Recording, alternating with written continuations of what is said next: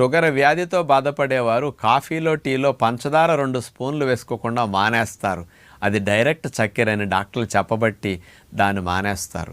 అయినా షుగర్ పోవటం లేదు. కానీ అంతకంటే ఎక్కువ షుగర్ ఉన్న ఈరోజు విపరీతంగా తినేస్తున్నారు. అదే ఇడ్లీ. ఉదయం 3 ఇడ్లీ 4 ఇడ్లీ తిన్నారనుకోండి, దగ్గర ఒక 20 స్పూన్లు 25 స్పూన్లు పంచదార మీరు తిన్నట్లే అంత చక్కెర ఇడ్లీలో ఉంటుందన్నమాట. మధ్యాహ్నం భోజనం చేసేటప్పుడు ఇంత అన్నం తెల్లటిది పెట్టుకు తింటారు. ఒక 50 స్పూన్లు పంచదార మీరు తినేసినట్టే. కాబట్టి పంచదార మానారు, కానీ ఇడ్లీలు తెల్లటన్నం మానకపోతే జీవితంలో మనకి షుగర్ పోదు.